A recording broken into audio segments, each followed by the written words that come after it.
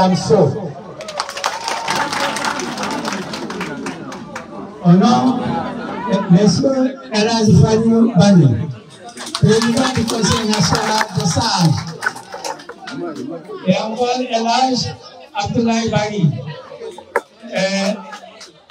représentant de l'IPG de New York, qui est parmi nous ici. Au nom des militants et responsables de la Fédération de Matoto, l'honneur me revient de souhaiter la bienvenue à la délégation nationale au siège de la Fédération de Matoto.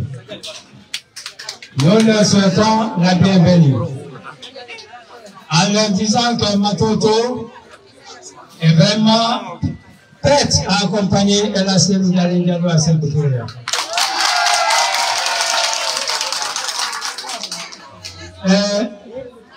Je ne serai pas long, mais je vais la dire que les sièges qu'elle voit dans la salle ici, c'est pour la fédération.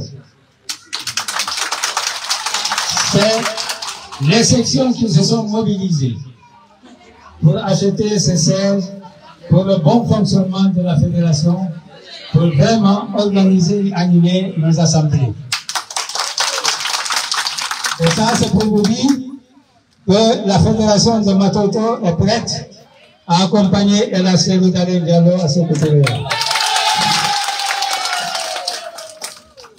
Et nous savons ce que vous pouvez. Nous savons ce que vous êtes. Donc, nous vous confions cette commission de dire à votre cher époux que la fédération de Matoto n'est pas collective. Elle est constante et conséquente. Nous sommes là pour la victoire de Elhaj Diallo. Et on va œuvrer pour que cette victoire soit effective dans un bref délai. Donc, nous vous prions de bien vouloir transmettre ce message à votre cher époux. Nous ne sommes pas collectifs, nous ne sommes pas des caméléons qui changent de couleur selon l'ambiance. Nous sommes constants et conscients. Nous savons ce que nous voulons. Nous luttons pour ce que nous voulons. Vive la victoire. Vive Elhaj Diallo. Vive l'union nationale.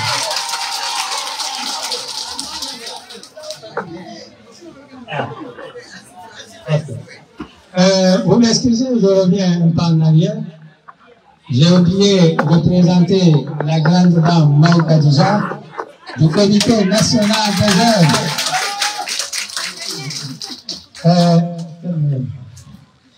Il y a Madame Bari aussi qui est là, Sercom.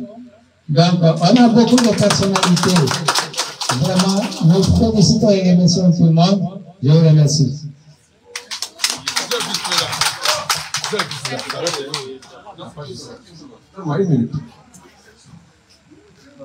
Ita en sat dinko satta o président des femmes e kanko fédéral ye itali haji halimatu inni meden satimba ka amen Matoto ko no woni kaina ala ko muri ka kam wori toji haji halimatu no engalana te discours bui yo haji halimatu ndaru sitai sonna be Matoto be noti ke mas be nota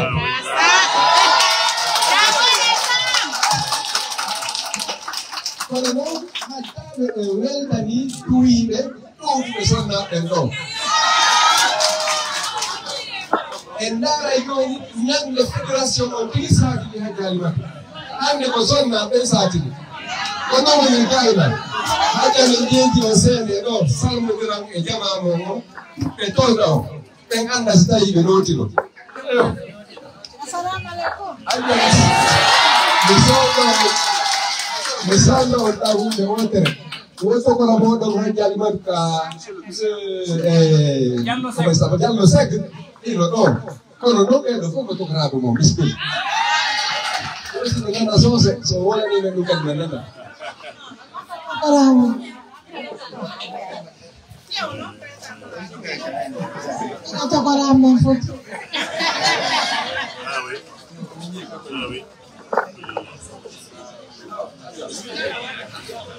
Assalamualaikum warahmatullahi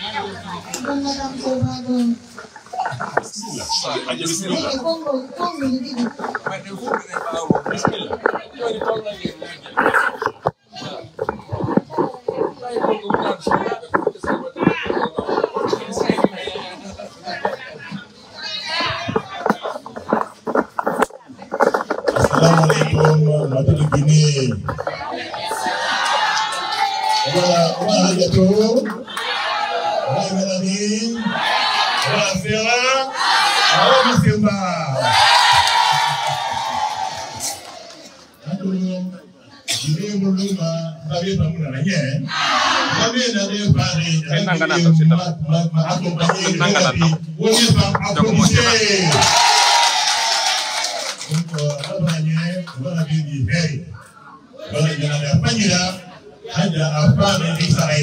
À la sortie singée, présentation prix, c'est à Matoto.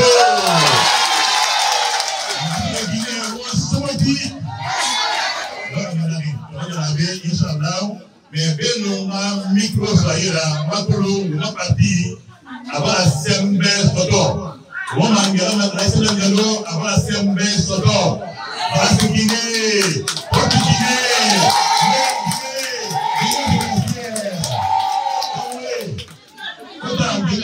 Voilà qui c'est le moment.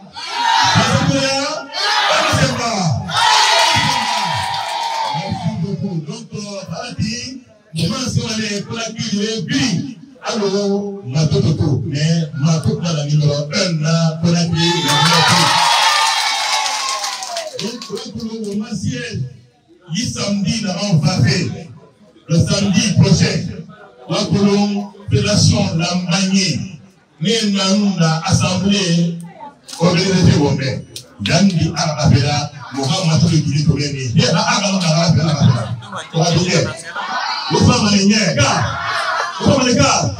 donc le samedi, assemblée générale à la minière, Inch'Allah. Donc, il y a avant Moukotongo, avant le Sa, avant programme par la Obe, Mounaobe, Matoto Guinée, Folité, Afoye, Oumane, Albaka, assalamu alaikum. Merci beaucoup. Matoto Guinée, wassalamu alaikum. Umafare wassalamu alaikum. Umafanike wassalamu alaikum. Assalamu alaikum. Allah iselutare.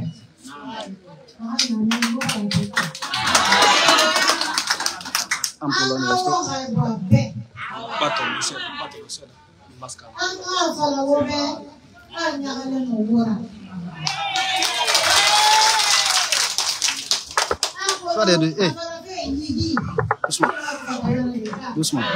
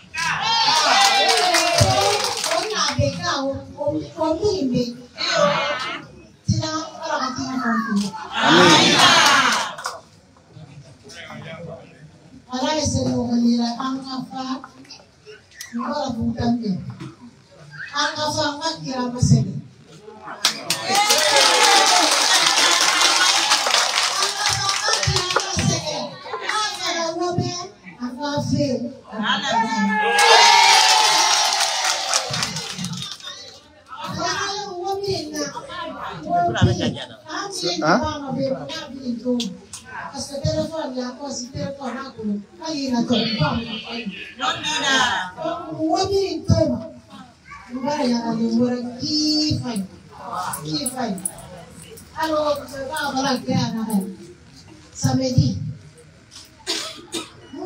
la siège, on a tout à l'auto, pour qu'elle m'en ait au matin, c'est la siège samedi.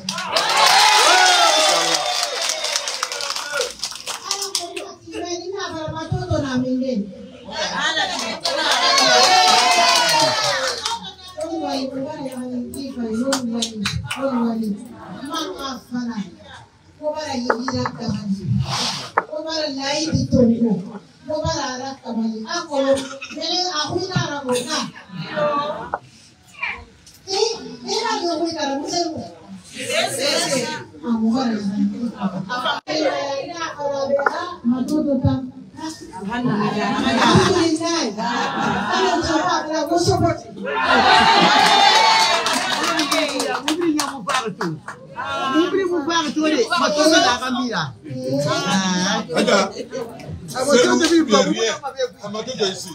C'est loup ou rien. C'est loup. C'est ce qui est là.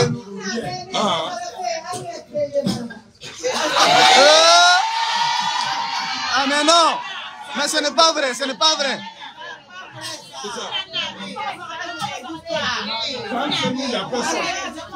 En tant que Cellou vit, c'est Cellou. En tant qu'il vit, c'est Cellou. La jeunesse de Matoto, c'est avec Cellou.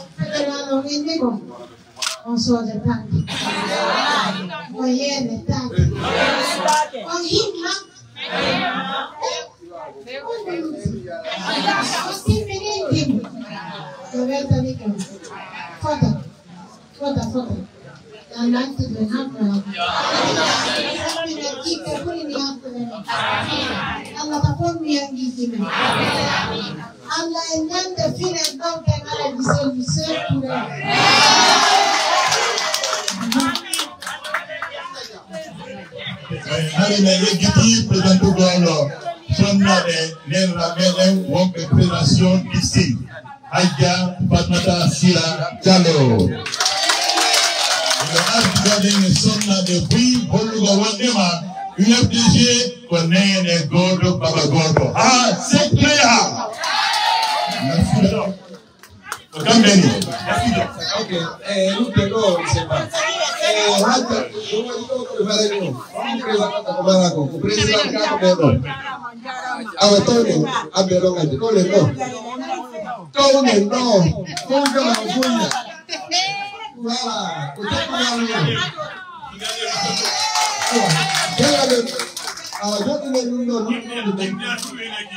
Voilà,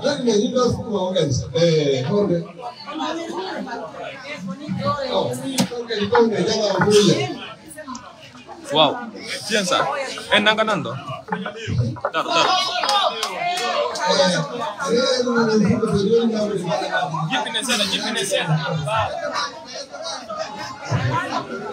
Très bien. Dieu ici est néoliri.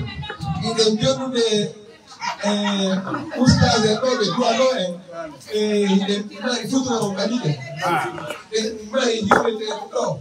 Aja me fait la tout andine on a le fédéral au niveau au siège to. Comment aimer et donner to di connaît. Au niveau là il doit faire un peu de débat. Au siège à disposition. Alors la étude comme à nous et on le fait au siège Matoto Ara ko tebbu gal mo. Ay fédéral o man beri pour les monde et qui dit bien dans la saison. Sexo moda karibu ni ndio mapema. Ara nini kwa mimi ni president sexo moda.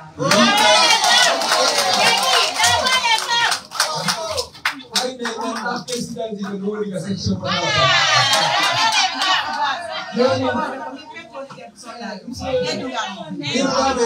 Kerno masero ba mondo vice president ka section motar yoni ko mitaro to on vice president bazo ko lumine be siego ko mari fere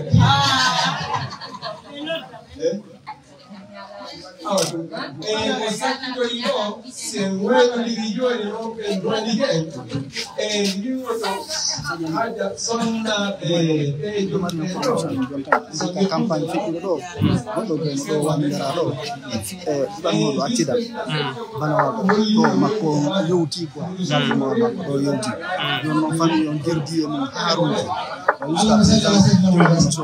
ton do ni sama ko gondo ok ajata numéro hara yewta bando walle to dem se bi makko gono da si ça 25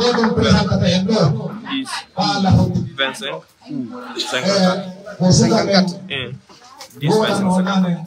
si suka be no mari dole ko ni na mari ko sabda be kan ina ke wela do na wade ara ide wonde so ka do te to Ismail kenu Ismail imi darba ajali matudale odo suka men ara ko be woni kalas de demokrasi nyaaru lata ara imi fandi e gido on abone ka timmo mara mo ngeti kusiye nangama oya hay oga be yalta o wi katiyala kada wona ala jisa wona ajali mati si pay ko do ndama be ko rabbe ndiyanko be yara espay bitti police be jotti disposition diko odo marko ko renseignement wara humbu ta pay ko futa be sonni ara humbu dama dum ko adame ten espay aru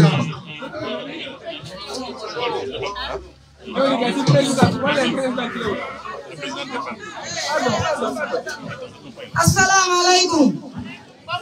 Vive les femmes. Vive le président de la République de la Senegal Diallo. Vive le président de la Senegal Diallo. Vive la première dame, la maman nationale. Vive la première dame, la maman nationale. Aïe Alimatou Dalen Diallo. Aïe Alimatou Dalen Diallo. Aïe Alimatou Diallo.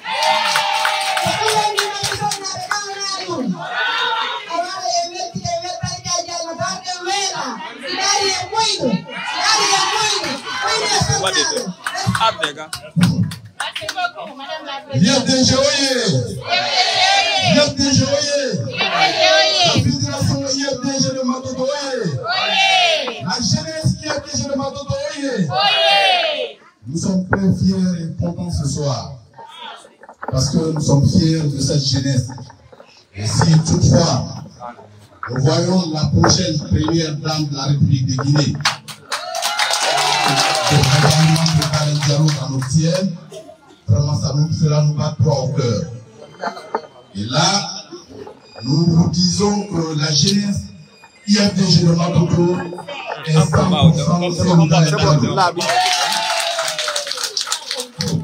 Ok, donc c'était ça, je voulais mettre. Attention, là aussi tu vas appeler les jeunes. Il ne faut pas profiter de la mobilisation des femmes pour faire un signe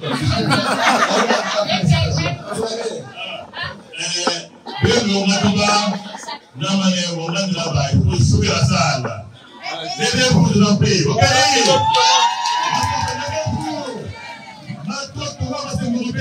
C'est 100% ici à la édition de Diallo. Vive l'UFDG. Vive Hadja Halimatalen Diallo. Vive la fédération de Matoto. Vive les femmes de Matoto. Vive les jeunes de Matoto. Vive les sages de Matoto. Vive l'UFDG. Vive la Guinée. Vive la victoire. Et vive le fédéral et la présence des femmes de Matoto. Merci beaucoup. Maintenant, c'est là. Merci beaucoup, Doré. Donc, dernier message. Wakolon, on a recensement là-bas. On a Guinée, on a nombre colon. Pourquoi Siga, IFDG, misé, on a recensé à la cour, et là, on nous remplit la nière. On a recensé, on dit recensé, on ramène recensé, on prie recensé. Maintenant, on fait la prière. Imam Nabé, merci beaucoup.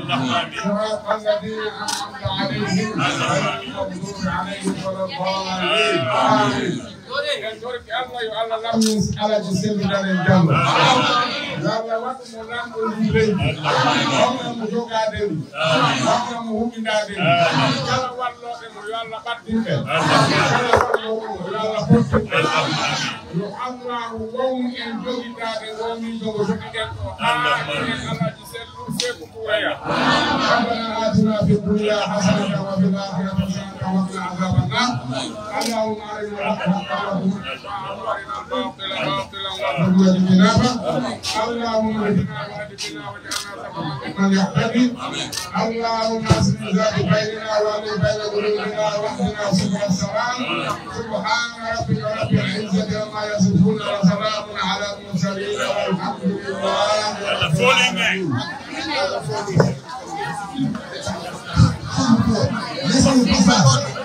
Laissez-le pas membre. Laissez-le passer. Laissez-le passer. Libérez le passage. Libérez le passage, s'il vous plaît. Ça, c'est le Boyinga. S'il vous plaît, laissez le passage. S'il vous plaît. Libérez le passage.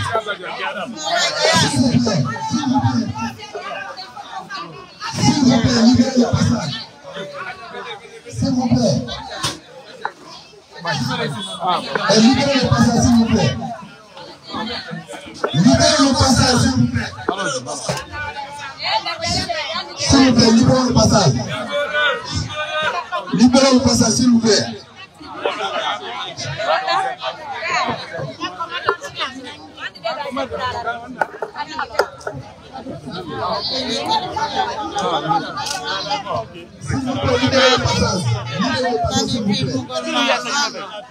S'il vous plaît, libérez le passage. Aja,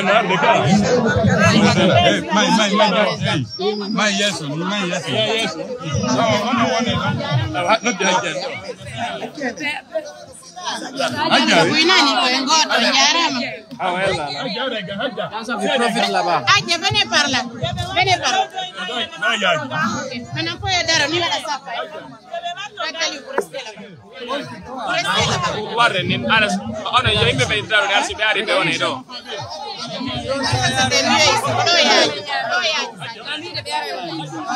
Ai ka direga.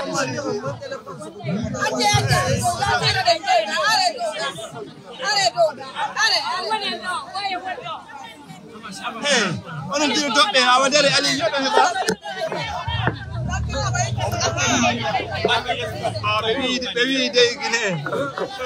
Mais Yagine.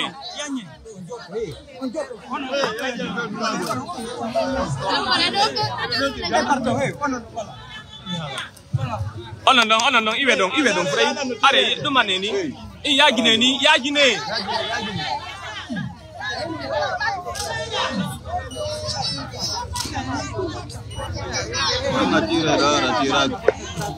C'est bon, c'est bon. Ah ouais, c'est bon, c'est bon. Oh, il y a le talon.